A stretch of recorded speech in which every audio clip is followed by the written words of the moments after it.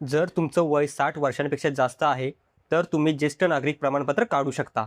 आणि आज मी तुम्हाला कंप्लीट प्रोसेस सांगणार आहे स्टेप बाय स्टेप. नमस्कार मित्रांनो, मी अमोल. आजच्या व्हिडिओमध्ये आपण पाहणार आहोत की ज्येष्ठ नागरिक प्रमाणपत्र कसे काढायचे आणि त्यासाठी कोणते डॉक्युमेंट्स लागतात आणि कंप्लीट प्रोसेस काय आहे.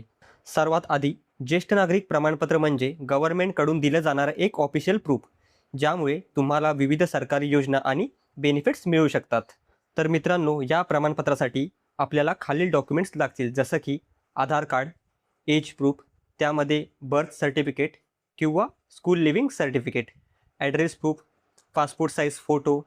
जसं एज प्रूफमध्ये म्हटलं आहे की बर्थ सर्टिफिकेट किंवा school living certificate.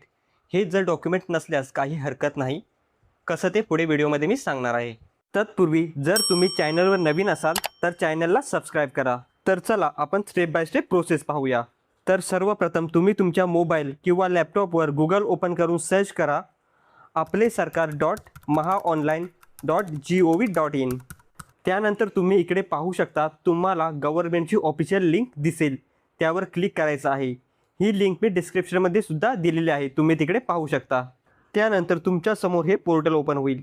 Right side कॉर्नरला तुम्हाला इकडे मराठी दिसेल, त्यावर क्लिक करून तुम्ही लँग्वेज चेंज करू शकता. तर सर्वप्रथम आपल्याला या पोर्टलवर लॉग इन करणं अनिवार्य आहे. जर तुमच्याकडे लॉग इन डिटेल्स नसतील तर आपल्याला न्यू यूजर प्रोफाईल तयार करून घ्यावी लागेल. त्यासाठी आपल्याला नवीन यूजर येथे नोंदणी करा यावर क्लिक करायचं आहे. त्यानंतर आपल्यासमोर एक दुसरं पेज ओपन होईल. त्यामध्ये येथे तुम्ही पाहू शकता, सेवांसाठी या पोर्टलवर ऑनलाईन पद्धतीने अर्ज करण्यासाठी आपले यूजर प्रोफाईल तयार करा. तर आपल्यासमोर येथे दोन पर्याय दिले आहेत, म्हणजे दोन पद्धतीने आपण प्रोफाईल तयार करू शकतो. पर्याय पहिला जो आहे त्यामध्ये आपण मोबाईलवर OTPद्वारे पडताळणी करून यूजर ID पासवर्ड बनवू शकतो. आणि दुसरा पर्याय जो आहे त्यामध्ये स्वतःची पूर्ण माहिती तसेच फोटो, ओळखीचा पुरावा व पत्त्याचा पुरावा अपलोड करून आणि आपल्या मोबाईलवर OTPद्वारे पडताळणी करून यूजर ID पासवर्ड बनवू शकता. तर मित्रांनो, मी इथे पर्याय पहिला सिलेक्ट करून ID बनवून दाखवतो आहे. तर पर्याय 1 वर क्लिक केल्यानंतर आपल्याला येथे आपला जिल्हा आणि मोबाईल नंबर टाकायचा आहे आणि OTP पाठवा ह्या बटनवर क्लिक करायचं आहे. त्यानंतर तुम्ही दिलेल्या नंबरवर एक OTP पाठवला जाईल. तो येथे एंटर करून आपल्याला युजरनेम बनवायचा आहे. युजरनेम बनवण्यासाठी तुम्ही कोणतंही नाव देऊ शकता. त्यानंतर चेक युजरनेम अवेलेबिलिटीवर क्लिक करायचं आहे. त्यानंतर तुम्ही इकडे पाहू शकता की आपल्याला पासवर्ड क्रिएट करायला ऑप्शन्स येतील. तर तिथे पासवर्ड तयार करून घ्या. पासवर्डमध्ये कोणत्या गोष्टींचा समावेश असायला हवा ते येथे दिलेलं आहे. त्यानंतर पुढे आपल्याला पूर्ण नाव इंग्लिशमध्ये टाकायचं आहे. त्यापुढे नाव मराठीमध्ये ऑटोमॅटिक फेच होईल. त्याचबरोबर आपल्याला येथे जन्मतारीख आणि वयसुद्धा टाकायचं आहे. सर्व माहिती भरून झाल्यानंतर नोंदणी करा बटनवरती क्लिक करायचं आहे. त्यानंतर तुमचं प्रोफाईल तयार होईल. तुम्ही इकडे पाहू शकता, मी केलेली प्रोफाईल तयार झाली आहे. त्यानंतर ओके बटनवर क्लिक करून आपल्याला होम पेजवर जाऊन पुन्हा आपण तयार केलेल्या यूजर ID प्रोफाईलने लॉग इन करायचं आहे. लॉग इन करण्यासाठी सर्वप्रथम आपल्याला येथे युजरनेम एंटर करून घ्यायचा आहे. त्यानंतर पासवर्ड आणि कॅप्चा आणि तुमचा जिल्हा सिलेक्ट करून लॉग इन बटनवर क्लिक करायचं आहे. सक्सेसफुली लॉग इन केल्यानंतर आपल्याला असं काही पेज ओपन होईल. त्यामध्ये आपल्याला डाव्या बाजूला काही ऑप्शन्स दिसतील. त्यामध्ये सामाजिक न्याय व विशेष सहाय्य विभाग यावर क्लिक करायचं आहे. क्लिक केल्यानंतर त्यापुढे आपल्याला समोर दुसरं पेज ओपन होईल. त्यामध्ये सुद्धा आपल्याला ज्येष्ठ नागरिक प्रमाणपत्र हा ऑप्शन सिलेक्ट करून पुढे जा या बटनवरती क्लिक करायचं आहे. त्यानंतर तुमच्यासमोर तुम्ही इकडे पाहू शकता, रेव्हेन्यू डिपार्टमेंटचं पेज ओपन होईल. यामध्ये तुम्हाला डाव्या बाजूला जे सर्व्हिस लिस्टचं ऑप्शन दिसतो आहे त्यावर क्लिक करायचं आहे. त्यानंतर पुढे इथे सुद्धा तुम्हाला ज्येष्ठ नागरिक प्रमाणपत्र हा ऑप्शन सिलेक्ट करायचा आहे. क्लिक केल्यानंतर तुमच्यासमोर प्रमाणपत्रासाठी लागणारी आवश्यक कागदपत्रे याची लिस्ट दिसेल. तर लिस्टमध्ये सर्वप्रथम तुम्ही इकडे पाहू शकता की ओळखीचा पुरावा यामध्ये सर्वप्रथम आपल्याकडे आधार कार्ड, मतदान ओळखपत्र, पॅन कार्ड, ड्रायव्हिंग लायसन्स किंवा पासपोर्ट यातील कोणताही एक पुरावा म्हणजेच डॉक्युमेंट्स असणे जरुरी आहे. त्यानंतर पुढे पत्त्याचा पुरावा, यामध्ये आधार कार्ड, मतदान यादीचा उतारा, पॅन कार्ड, ड्रायव्हिंग लायसन्स, शिधापत्रिका, लाईट बिल, पाणीपट्टी पावती, 7/12 आणि 8अ चा उतारा, त्याचप्रमाणे मालमत्ता नोंदणी उतारा. त्यानंतर वयाचा पुरावामध्ये आधार कार्ड, शाळा सोडल्याचा दाखला, जन्माचा दाखला, वैद्यकीय प्रमाणपत्र. त्यानंतर आपल्याला पुढे जा या ऑप्शनवरती क्लिक करायचं आहे. त्यानंतर तुम्ही इकडे पाहू शकता की इकडे लिहून आलंय तुम्ही पात्र नाही, वय 60 वर्षांपेक्षा जास्त असलं पाहिजे. तर मित्रांनो, हे असं लिहून आलं आहे कारण हे जे लॉग इन आहे हे माझ्या आय डीने आहे आणि माझं वय हे 60 वर्ष नाही आहे. तर मी इथे जस्ट ओके करून घेतो आहे. त्यानंतर तुम्ही इथे पाहू शकता की ज्येष्ठ नागरिक प्रमाणपत्रासाठी अट दिली आहे की अर्जदाराची पात्रता 60 वर्ष किंवा त्याहून अधिक असावी. त्यानंतर पुढे इकडे तुम्ही पाहू शकता की इकडे असं म्हटलं आहे की तुमची माहिती आधारवरून घ्यायची आहे का. तर मित्रांनो, आपल्याला इकडे हो म्हणायचं आहे. त्यानंतर पुढे तुम्हाला इकडे आधार कार्ड नंबर विचारला जाईल. तर तुम्हाला इकडे ज्या व्यक्तीचं प्रमाणपत्र काढायचं आहे त्या व्यक्तीचा आधार नंबर टाकायचा आहे आणि जनरेट OTP ह्या बटनवरती क्लिक करायचं आहे. त्यानंतर तुम्हाला आधार रजिस्टर नंबरवरती एक OTP पाठवला जाईल. तो तुम्हाला इकडे टाकून घ्यायचा आहे आणि सबमिट बटनवरती क्लिक करायचं आहे. त्यानंतर तुम्हाला इकडे आधार कार्डवरील माहिती फेच झालेली दिसेल, जसं की अर्जदाराचे पूर्ण नाव इंग्रजीमध्ये व मराठीमध्ये भरलेलं दिसेल. त्याखाली आपल्याला अर्जदाराच्या वडिलांचे नाव टाकून घ्यायचं आहे. त्यानंतर समोर मराठीमध्ये आपोआप भरलं जाईल. त्यानंतर पुढे तुम्हाला जन्मतारीख व वय आधारनुसार भरलेला दिसेल.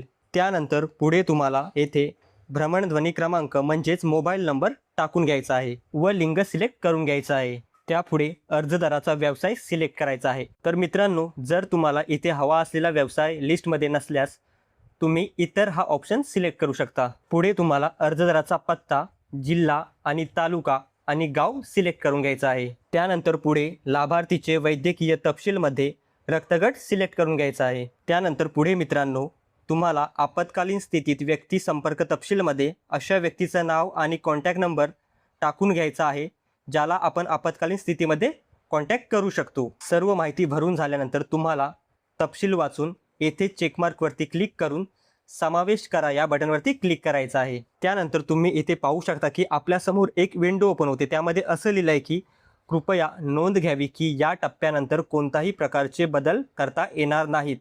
सर्व तपशील पुन्हा तपासा आणि आवश्यक असल्यास सुधार करा. तर मित्रांनो, आपल्याला येथे ओके बटनवरती क्लिक करायचं आहे आणि दिलेली माहिती बरोबर असल्यास पुन्हा समावेश करा या बटनवरती क्लिक करायचं आहे. त्यानंतर तुम्ही येथे पाहू शकता की तुमचा अर्ज यशस्वीरित्या जतन करण्यात आला आहे.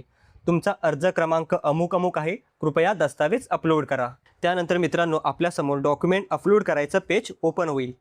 त्यामध्ये सर्वप्रथम अर्जदाराचा फोटो अपलोड करावा लागेल. तर तुम्ही येथे पाहू शकता की आपण आधार कार्डवरून माहिती घेतल्यामुळे येथे आपोआप आधार कार्डवरील फोटो सिलेक्ट झालेला दिसत आहे. तुम्हाला या व्यतिरिक्त दुसरा कोणता फोटो अपलोड करायचा असल्यास चूज फाईल या ऑप्शनवरती क्लिक करून तुम्ही फोटो अपलोड करू शकता. जर तुम्हाला फोटोमध्ये क्रॉप किंवा इमेज रिसाईज करायचे असल्यास त्यानुसार येथे क्लिक करून तुम्ही चेंजेस करू शकता. यानंतर पुढे तुम्हाला ओळखीचा पुरावा कोणताही एक यामध्ये कोणताही एक डॉक्युमेंट सिलेक्ट करून अपलोड करायचा आहे. आणि महत्त्वाचं म्हणजे यामध्ये कागदपत्रांचा आकार किमान 75 KB आणि कमाल 500 KB इतकी असावी. त्यामुळे मी येथे आधार कार्ड सिलेक्ट करून आधार कार्डची JPG किंवा PDF स्वरूपातील कॉपी अपलोड करून घेत आहे. त्याचप्रमाणे पुढे पत्त्याचा पुरावा कोणताही एक सिलेक्ट करून घ्यायचा आहे. तर मी इथे सुद्धा आधार कार्ड सिलेक्ट करून घेत आहे. त्याखालील जो रिकामी बॉक्स दिसत आहे त्यामध्ये तुम्हाला या डॉक्युमेंटचं नाव टाकून घ्यायचं आहे, जसं मी इथे टाकतोय आधार कार्ड. त्यानंतर वयाचा पुरावामध्ये तुम्हाला कोणताही एक पुरावा सिलेक्ट आणि अपलोड करून घ्यायचा आहे. मित्रांनो, तुमच्याकडे जो काही पुरावा असेल तो तुम्ही अपलोड करू शकता. सर्व दस्तावेज जोडून झाल्यानंतर सेल्फ डिक्लेरेशनमध्ये मी अमुक अमुक, माझं वय अमुक अमुक आहे हे सर्व रीड करून I agree to the above self declaration या ऑप्शनवर क्लिक करायचं आहे आणि पुढे अपलोड डॉक्युमेंट या बटनवरती क्लिक करायचं आहे. त्यानंतर तुम्ही इकडे पाहू शकता की तुमचे दस्तावेज यशस्वीरित्या जतन करण्यात आले आहेत. कृपया सेवा प्राप्तीसाठी शुल्क भरा आणि ओके बटनवरती क्लिक करायचं आहे. त्यानंतर पुढे आपल्याला पेमेंटचा विंडो ओपन होईल. त्यामध्ये तुम्हाला अर्जदाराचे टोकन क्रमांक, सेवा नाव, अर्जदाराचे नाव आणि सेवा प्राप्तीसाठी लागणारा शुल्क आपल्याला येथे दिसून येईल. तर तुम्ही येथे पाहू शकता की सेवा प्राप्तीसाठी आपल्याला 69 रुपये शुल्क आकारला जाईल. त्यानंतर तुम्हाला पुष्टी करा या ऑप्शनवरती क्लिक करायचं आहे. त्यानंतर पेमेंटसाठी तुम्ही येथे कोणताही पर्याय सिलेक्ट करून पेमेंट करू शकता. मी येथे नेट बँकिंग सिलेक्ट करत आहे आणि पुढे pay government India all banks ऑप्शनवरती क्लिक करायचं आहे. पुढे प्रोसीड फॉर पेमेंटवर क्लिक करायचं आहे. त्यानंतर इकडे पेमेंट मेथड जसं की मी येथे QR कोड सिलेक्ट करून पेमेंट करत आहे आणि तुम्ही येथे पाहू शकता की पेमेंट सक्सेसफुली झालेला आहे. सर्व प्रोसेस झाल्यानंतर तुम्ही हा तपशील इकडे पाहू शकता. त्याचप्रमाणे आपण कोणते डॉक्युमेंट्स अपलोड केले आहेत तेही इकडे तुम्हाला दिसून येईल. मित्रांनो, तुम्ही हा तपशील प्रिंट किंवा जतन करून ठेवू शकता. त्यानंतर होम पेजवर जाऊन तुम्ही येथे आपण सबमिट केलेले रिक्वेस्ट पाहू शकता. त्यानंतर पहा येथे तुम्हाला सेवेचे नाव दिसून येईल. त्यानंतर सद्यस्थिती इन प्रोग्रेसमध्ये दिसून येईल. त्यानंतर तुम्ही पेमेंट केलेले सुद्धा येथे स्लिप पाहायला भेटेल. त्यानंतर पहा येथे तुमचा दाखला प्रमाणपत्र 7 दिवसांमध्ये डाउनलोडसाठी उपलब्ध होईल. जर अप्रूव्हल मिळाले नाही तर नाकारण्याचे कारणही दिसून येईल. तर मित्रांनो, अशा प्रकारे घर बसल्या तुम्ही ज्येष्ठ नागरिक प्रमाणपत्रासाठी अप्लाय करू शकता. तर मित्रांनो, व्हिडिओ आवडल्यास व्हिडिओला लाईक करा आणि चॅनलला सबस्क्राईब करा. तर भेटूया पुन्हा एका नवीन इन्फॉर्मेटिव्ह व्हिडिओमध्ये. तोपर्यंत धन्यवाद.